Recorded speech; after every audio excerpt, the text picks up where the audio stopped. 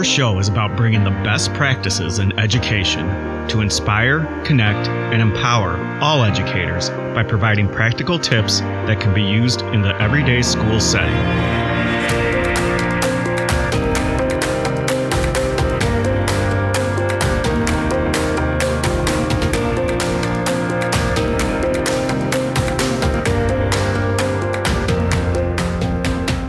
Welcome to Coach Me If You Can. I'm Riley Codius, your host today, and I am joined by two of my colleagues who are also board certified behavior analysts. We have Amanda Mendez and Karina Majori. She got married last year, and so it is taking me a whole year to learn her last name, and we're here for it. It's fun. So all three of us are BCBAs working with our member districts, which means we have our master's in applied behavior analysis, or ABA, and we have passed the test, which if you are on any type of Facebook group for school-based ABA or BCBAs or anything like that, you will see thousands upon thousands of posts of like, I took the test and then I blacked out and cried. Yeah. And I think we are 3 for 3 for that experience. Yeah, definitely.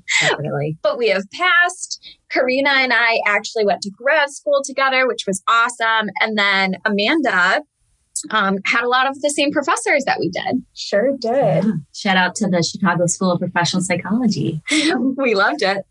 Today, we're going to be diving into applied behavior analysis, what it is. And I think I can speak for all of us in saying that it is a little bit hard to break down all of the nuances and the intricacies of what we do into plain and simple terms. Like I want to be using all of my ABA jargon and being differential reinforcement and socially significant behavior change and everything like that. But just simply put, ABA to me and what I do is I work with students in schools, right? So I'm just going to use students as a general rule. Some people use clients, some use kiddos or anything like that.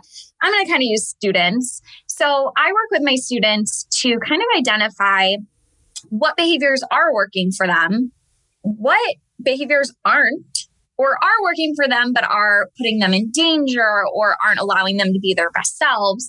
We work on decreasing those behaviors using data and behavior change. And then we increase all of those really great things. So social skills social skills that they want to have. Some of us don't want friends, and that's okay. There's a soapbox that I might get on later. But yeah, basically just data-driven decision-making in terms of human behavior. Yeah, just kind of piggybacking off of what you said. To me, applied behavior analysis is really the scientific approach to understanding behavior. And these behaviors are, include skills and actions. So playing, functional skills such as brushing your teeth, really just any behaviors that are of social significance. That's in our realm for what we work with and what we what we strive to improve. Yeah. What about you, Amanda? What's your take on ABA? Yeah, absolutely. Everything that you guys have already said. And I think when we're talking about behaviors too, a lot of times the focus is on the BCBAs come in and we're impacting behavior, but how we're impacting behavior too. And I think this is the majority, at least of what I do in a school, is I'm going in and I'm looking at what's happening in the environment, what's happening in terms of other people's behavior impacting that student. Right. And how can we make changes to the environment to really support our students so that they're able to access their education to the fullest? Right. Well, yes. Amazing. Well, and two, we kind of, in prepping for this podcast, we talked a little bit about all of these questions that we're going to go through. And we landed on, we don't change people. Like, that's not what we're here for. We're not here as like, oh, Karina's going to come in. She's the BCBA. She's going to change this kid and make him better. Right. That is not what we are about. Right. We are going to look at that environment, like you said, Amanda, and other people and change the environment. I don't want to change any kids. That's not what I'm here for. I'm here to make sure that they're living their best lives by changing the environment around them. Amanda and I just listened to a webinar by Dr. Hanley, which if anybody is in ABA at all knows that Dr. Hanley is the best. And so we just listened to, he did a trauma assumed ABA 1-hour webinar, which was really awesome. Yeah. I mean, in general, when I go in, I was just talking with a parent recently about this, and a student is struggling to access their learning environment in the school. A lot of times the go-to, once again, is how can we change what the student is doing? However, the majority of the population that we're working with has some disability, not always, but frequently.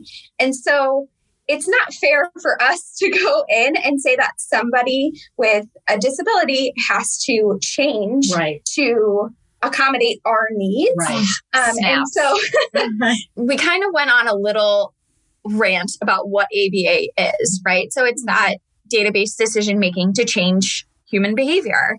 And I'm sure, are going to get on a little bit of a soapbox about what is a socially significant behavior and what isn't. Yeah. And so going into schools, traditionally, schools have the same expectation for all of their students. Now that we're seeing an increase in the diversity of the population that's attending schools, that can be really challenging for staff members who before had pretty much a very similar student profile, and all of those students were expected to adhere to the same expectations. And really my vision, if I could have all of my classrooms exactly how I would like them, is to expand their view of what's acceptable. For example, I had a student the other day who needed to stand and do their work. So traditionally in a school setting, we would say, no, like the expectation is everyone sitting in their chairs. Well, why can't we stand if we're doing our work? So something that I really love to do too is expand the school's idea of what are socially acceptable ways to keep our students involved and to allow them to access their education. Yes. And my next thought going off of that is I say all the time, and I have to remind myself as someone that's going into schools and always shifting my expectations, not lower expectations for our students. I would never go in and say, oh, well, they have autism or they have an eligibility of DD or emotional disability. And so we have to have lower expectations. That's not it at all. It just might be different expectations. And so I'm constantly going into a meeting and going, okay, yes, I see this problem behavior. It looks like this. Okay, cool. We have a definition of it. And what would I be able to do as an adult in that situation? So if I'm feeling like I can't sit in my seat anymore, like you were saying, Amanda, as an adult, if I'm in a long meeting, I can get up and excuse myself to go to the bathroom. Might not have to go to the bathroom, but I need to get up and go. And no one in that meeting is going to be like, excuse me, Riley, it is not time to go to the bathroom, sit back down. And so there are always concessions that we make with, okay, if there's a bathroom break coming up in 5 minutes, maybe you might try to delay that student a few minutes. But what are the socially acceptable things that we do daily to control the environment around us and control ourselves that we should be extending to our students? And I think piggybacking off of what you're saying, when we are talking about those socially significant behaviors, really identifying, are those behaviors that we're selecting trying to improve the adults working with the student or the clients that they're serving, or is it improving the student's life? And is it giving them access to more contingencies of reinforcement? Is it making their lives better, or is it making the adults' lives better? Yeah, and normally, I don't know if you two feel this way, but normally I'm going into a situation going, how can we make everyone's life better in this situation? That's the goal. That's a dream. And maybe it was an Enneagram 9. That is just what I try to do all the time. But yeah, it's how do I use the science that I know and that we've all been, the three of us have been taught and other BCBAs have been taught. How do we use that science to make everyone's lives better? Because something that I want to get put on a t-shirt is no one's behavior exists in a vacuum. Right. So the student's behavior matters. The teacher's behavior matters. The parents' behaviors matters. Administrators, everyone's behavior influences everybody else's. And so how can we come to a solution that works for everyone involved, or that at least everyone can live with? Right. Exactly. So we went on our little tangent about what is ABA, which I nerded out during every single second of that and loved it. What isn't ABA? Because there are definitely people that have very strong opinions about ABA. And we do want to acknowledge that ABA in the past, as a science, has done some really crappy things, to put lightly. Like, as with most scientific practices, we collect more data, we learn more things, we change our behavior. Because as BCBAs, our behavior doesn't happen in a vacuum either. So I do want to put that out there, that ABA has a troubled history, and I don't think any of us are denying that. No, not at all. And I think especially the fact that this is a relatively newer science, that also puts into perspective that a lot of the not so great things that have happened in fairly recent past. And not to say, just like with every science, there are still people that practice it in ways that aren't acceptable. And I think going back a bit to socially acceptable behaviors too, this is where like we're really shifting in terms of, before listening to other people's voices, as Karina was saying, of what does the teacher want? What does the parent want? And not that those things aren't important. We want everyone, as Riley mentioned, to feel good, but really focusing on that student. So what's important to them? They should want to participate in anything that we are bringing into the schools, any of the programs that we're running with them. They should be the person who is first and foremost at the front of what we're doing and behind every decision that we're making.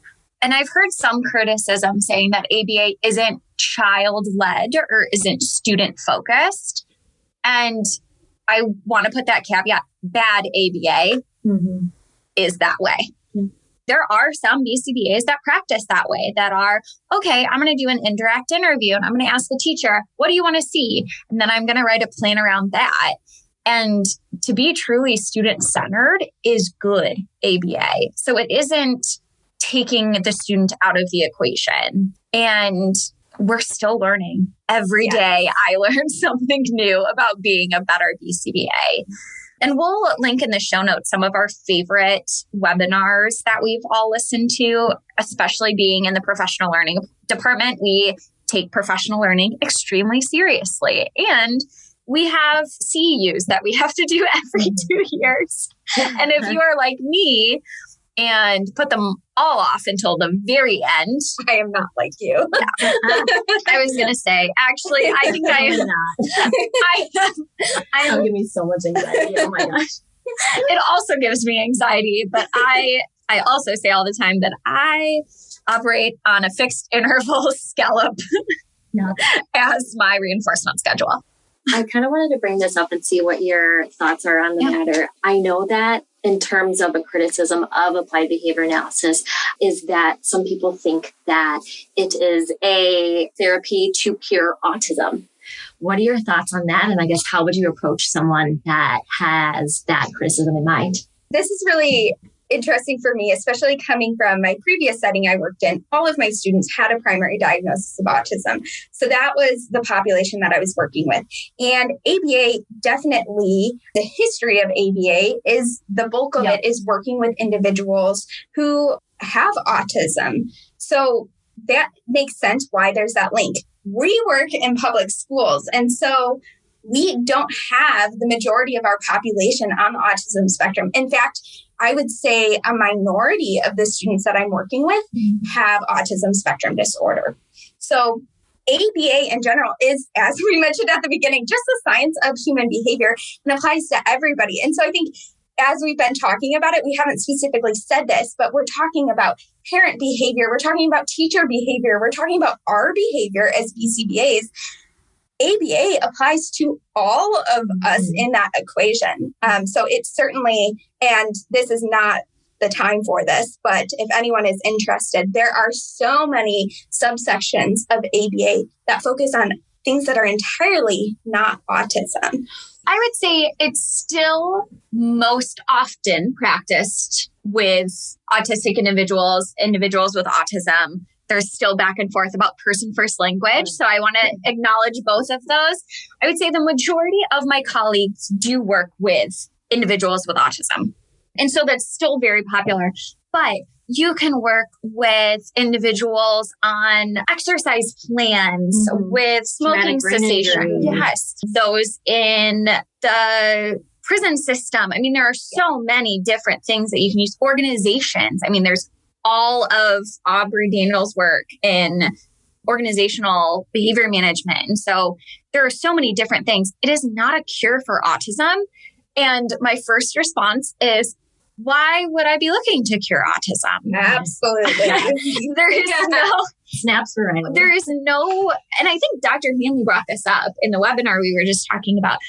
Autism is not a problem. Problem behavior that is harmful to the student and to their families and really is not helping them to live their best life. I'm going to keep saying it that way. That's the problem. The problem behavior is the problem. Not the individual with autism or the autistic person, not autism. It is the problem behavior. And so I would never want to cure autism. I'm sure people have feelings that are different, but that's at least how I guide my practice as a BCBA. I agree. And going back to the environment too, the fact that most of our environments aren't set up for individuals who are autistic to access the environment. I mean, how overwhelming is it even going into a grocery store and you have the lights and the sounds and all of those things? In general, our world is not set up for individuals who have autism. Or even individuals with disabilities. I mean, we can also go into a whole sidebar conversation about how our world is not accessible for individuals with disabilities. And we really need to be working hard to change that. And I think we are starting to in smaller, simple ways. And I like to think that sometimes through some of my coaching in schools that a lot of the tools that I might say, hey, this might be really helpful for this student specifically. Why don't we apply it to the whole class? Because not only are we all still living through a global pandemic that has changed our way of life significantly, we all could just use a little bit of a boost. So if you verbally give your directions and then also have them written up with some visuals on the board, that's good for your entire class. I am a person that I have to advocate a lot in meetings and things like that. If we're going over something, I am not a very good auditory learner. And so I'm like, can I come read that off of your screen or can you project it? And so I think a lot of the times about the students that I work with that don't have the advocacy skills to say that. And so what does that turn into? Problem behavior. Or I'm falling behind on my schoolwork because I can't advocate as well for myself as maybe my same age peers.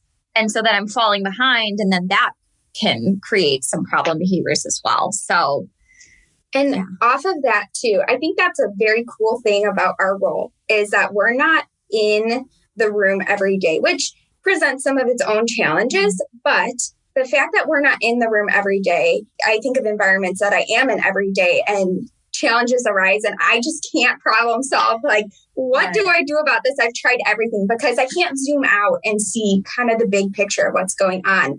And then sometimes I walk into a classroom and so many great strategies are set up, but maybe we're missing the one strategy. Or I walk in and I'm like, I don't know the expectation. Does this student know the expectation? And once again, our teachers, especially through this pandemic, have been working at double, triple time and have had a variety of other factors impacting their classrooms. And so they are all doing everything that they possibly can. But definitely, I think it's great to have someone who isn't always there coming in and being able to identify some of those pieces that might be missing. When I had my son 7 months ago, one of the BCBAs that we work with, Kim Brown, who is amazing, shout out to Kim Brown, she said something like, you do know that BCBAs sometimes really struggle as parents to implement. implement some of the things that we know really well. She's like, take it from me. Sometimes I'll think to myself, well, I reinforce that problem behavior. Yeah. And it's just one of those things where it's because we live it. Mm-hmm. I live it day in and day out with my son. And so I'm like, it's almost more of a curse because I know these things. And so I know how it's going to come bite me later. But to your point, Amanda, when you are in the thick of it, it's hard to be able to zoom out and see the forest for the trees, for sure. Thinking even communication, for example, this one just jumped at me I have teachers who know exactly what their students are communicating at all times, verbally, non-verbally. They can look at their student and this is what they need. And so then they're on it. But then they're like, why can't my student self-advocate? And it's like, well, because you're really great at knowing your students in and out, and you were able to identify it. So they never even had to use like other forms of communication. So yeah, I think in general, like I said, our teachers are just doing so much and they're so on top of it. And I just love the fact that then I get to come in and help support them and be that lens to zoom out for them. Yeah. That 10,000 foot view almost of, okay, great. I'm up here and I'm seeing everything that's kind of going on, and we're trained to. Well, except for Amanda's pretty short, so she's not. I am not at a 10,000 foot. I'm at a solid 411 lens. So you've alluded to this already of what we do in schools. So BCBAs in schools it's still a pretty new phenomenon, may I call it. There aren't a lot of us, and part of that is because we have really well-trained psychs and social workers that have been writing FBAs and behavior plans and really managing a lot of these things. And so I sort of see us as we are a complement to that. I say this a lot, I spent a lot of money to know something about behavior. And so I just kind of get to bring that to the team of here's my expertise. How can I take the amazing things that everybody's already doing and ask those specific questions, or go, yeah, let's take a 10,000 foot view, or, oh, did we try this already? So yeah, let's talk a little bit about what we each do. And I think even our roles are a little bit different, even in there. So I know I work with a few different districts, and I'm kind of in a coaching / BCBA role. I'm basically a team member. So I don't have that luxury of being in one school all day. And I think, well, all three of us worked at therapeutic day schools. So yes, we all were in a position before where we were in one school. And so we had maybe specific classrooms that we worked with or whatever it looked like. And I really enjoyed that. But in the gen ed setting, I work with a few different districts sort of as a BCBA / coach. Yeah. So I can talk the behavior talk, and then I can also go in as a group member and just go, oh, let's talk a little bit about zone of proximal development. Let's talk about this other thing going on. And so all that to say, I'm basically just another group member for people to bounce ideas off of with that lens of applied behavior analysis. I'm always looking for, show me the data, and then let's make some decisions based on that, kind of going through our best practices. My role is a little different in that I am a full-time BCBA. So I am the only member at the table right now who's not a coach, but I'm a full-time BCBA in a district, and I have 3 schools within that district. But my role is different from school to school. So I have 2 middle schools that I work in and 1 elementary school.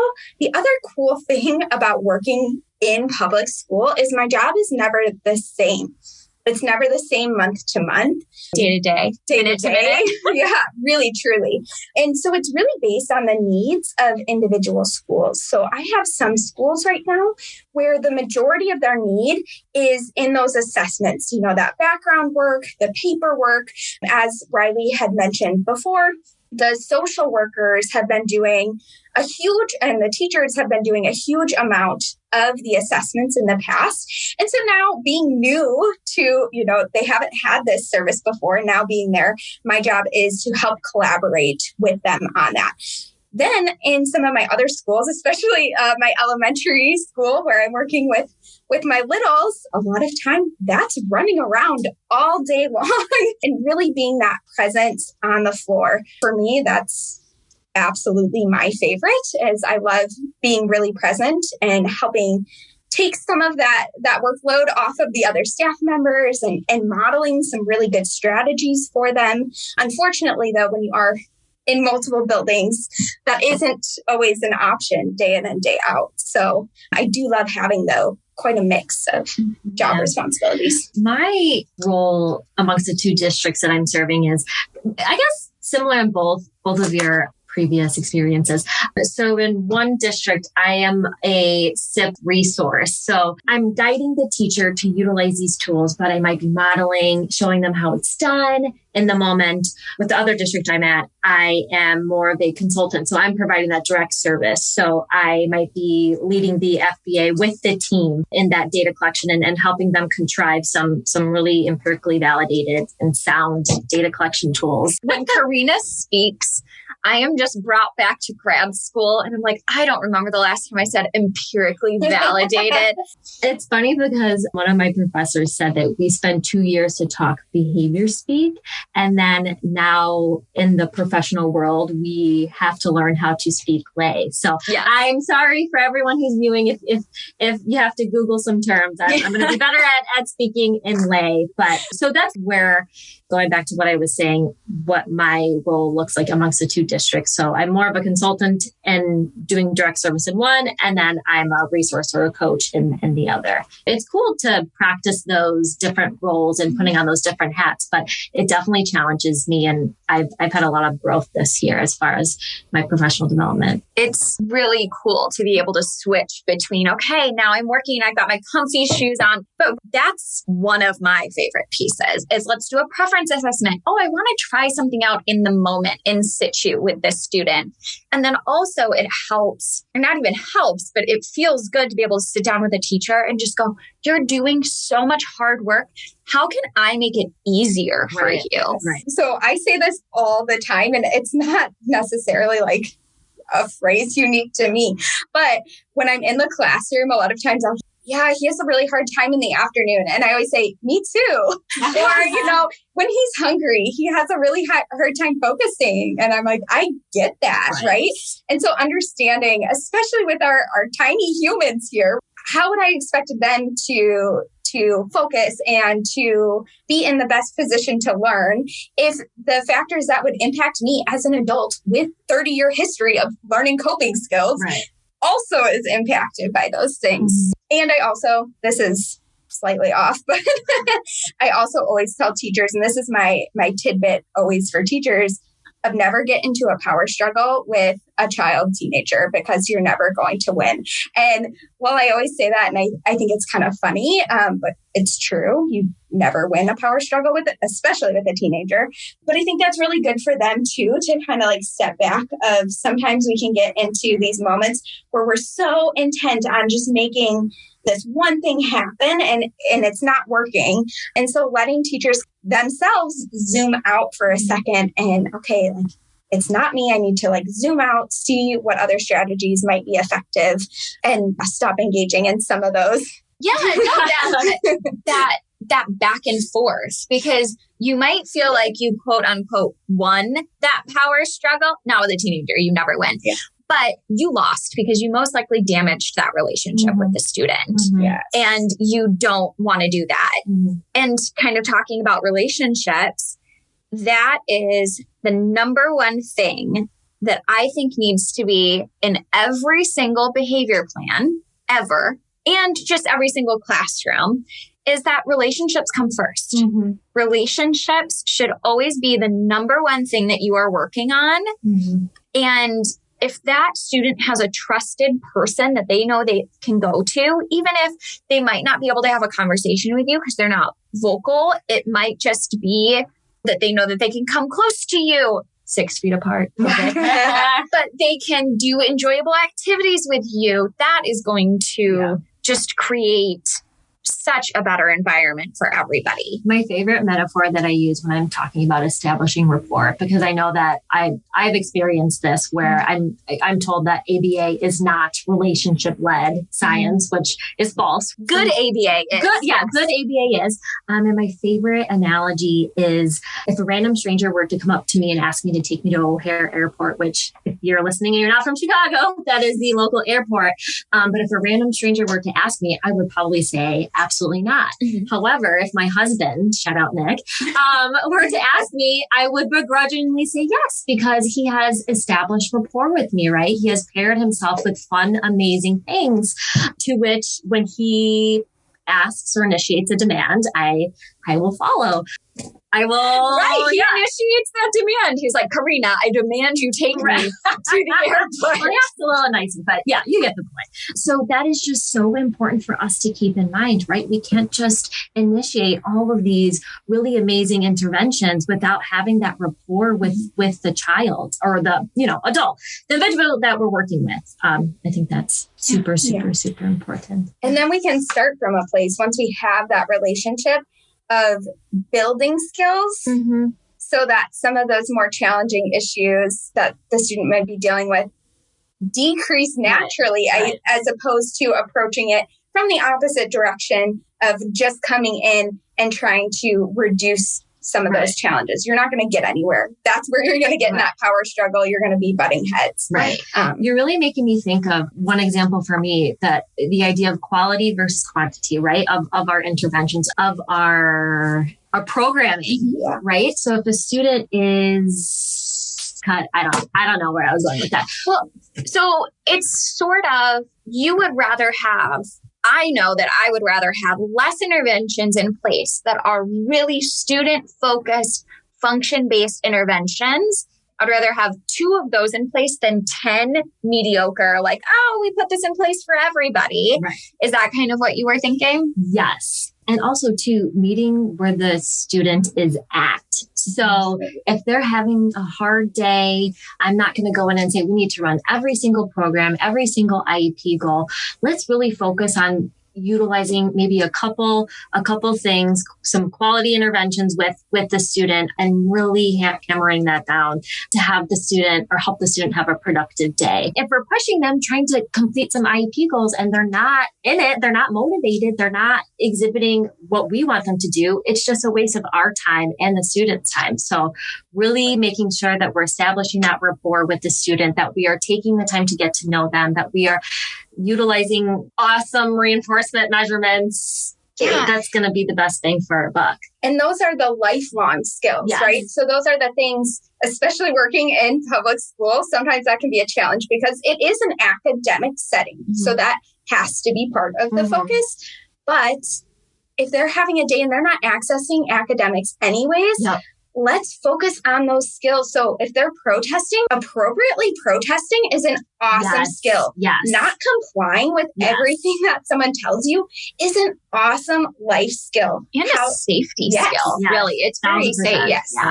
So we can use those moments that might seem uncomfortable or challenging and build on those skills. So when they're adults and when they're out in the community, our time spent with them was valuable. And I think of many a times when I have worked with a team that has had that power struggle, which I know for us, we don't identify that as a function.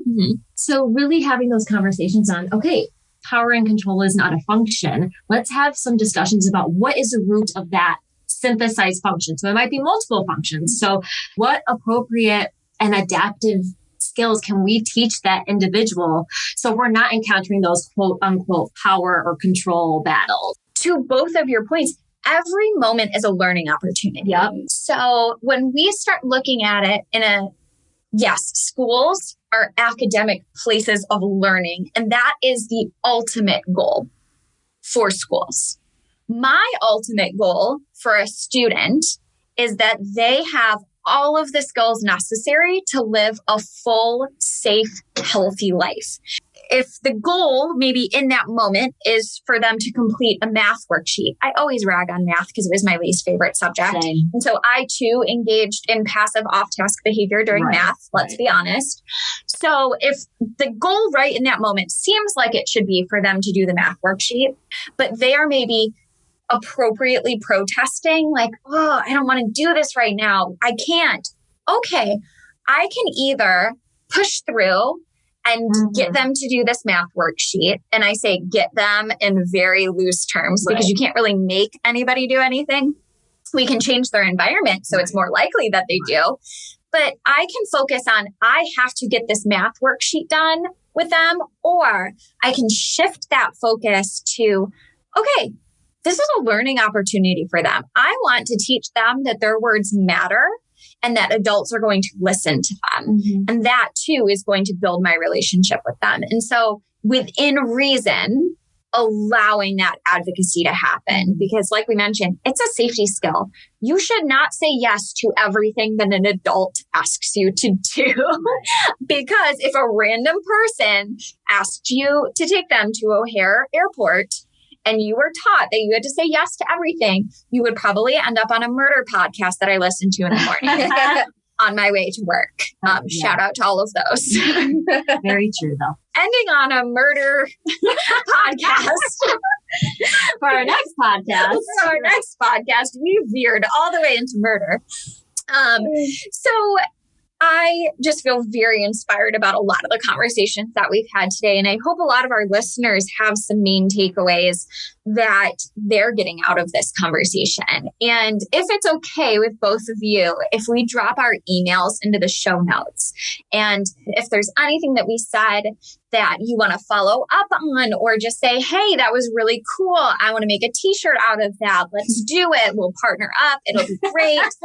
Or if there's anything that we can take feedback on, a big thing that we learn as BCBAs is in this field is how to receive and then change our behavior based on feedback. And so we would love that from all of you. Nice, constructive feedback would be nice, because all of us are very sensitive humans. But feedback is a very salient reinforcer for me. It is good. Yes. Karina knows her reinforcers. Absolutely. I run on negative reinforcement. How can I escape that icky feeling? But I think to your point, really, I think that, hearing any insight is going to be valuable for us in the future to help us grow and develop as professionals, right? So ABA is great, but how can we improve upon our skills and, take into account what other people have to say? And yes. So here's my final question for everybody. In our effort as lifelong learners to learn more, do more, are there any articles, webinars, people in the field or outside of the field that have really inspired you lately that you want to share with all of our fabulous listeners? I feel like the people who have inspired my way of thinking, this is really broad, first, it was my professors. I had really excellent professors in grad school who really encouraged me to not, sometimes as BCBAs, we think in a box, and they really encouraged me to think kind of beyond that. And I do have lots of people who inspire me, and every educator I've come in contact with, every therapist, every staff member I've worked with has influenced me in expanding who I am as a professional. I really try not to identify too much with this one person. And I think that really comes from a place of we are growing and we are learning. And if I really adhere to one person's perspective or way of their approach, I don't want to limit myself in that way. And then 10 years down the line go, you know what? I don't know that I actually really believe or adhere to all of the same things that I've been practicing. So I really try to keep a wide scope of professionals that I tune into and am inspired by, so that I am forced to constantly learn and grow.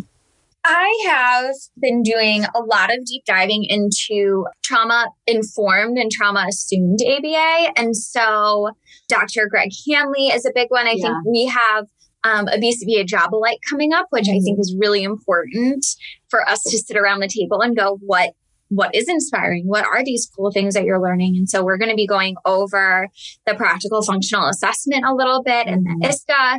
And so Dr. Hanley for sure, Dr. Camille, I want to say it's Kolu.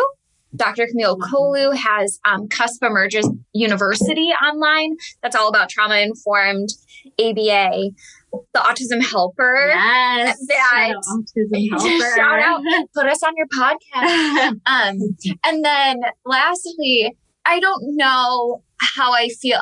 I'm kind of taking a page out of Amanda's book. I don't ascribe to absolutely everything from Ross Green, but I love his mindset shift of if a student can do well, they would do well instead of they do well if they want to. And so that's what guides me in a lot of what I do. And how about you, Karina? What have you been really inspired by lately? So I actually just watched a webinar. I think it was on the Florida Institute of Technology, their CEU portal, I think. There is a webinar that utilizes two individuals. It was a panel discussion. And there were two individuals with autism that were speaking, and they provided great feedback as far as where, I guess, their experience of ABA and where they think that the field can improve upon.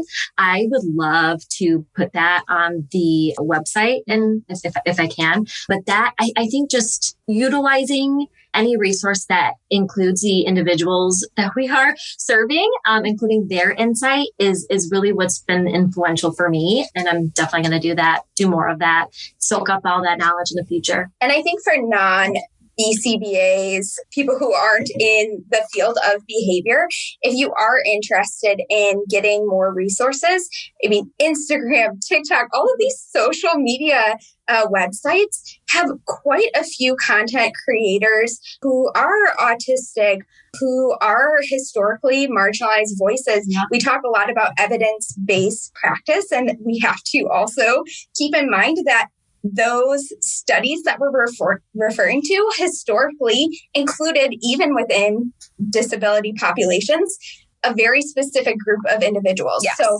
there are quite a few, and maybe we can link some of them in the show notes as well, quite a few content creators, and making sure that we're always going back and, as Karina said, listening to the voices of the people that we serve. Very well said. And I'm excited to follow some more people on TikTok because I am in a very weird space on TikTok.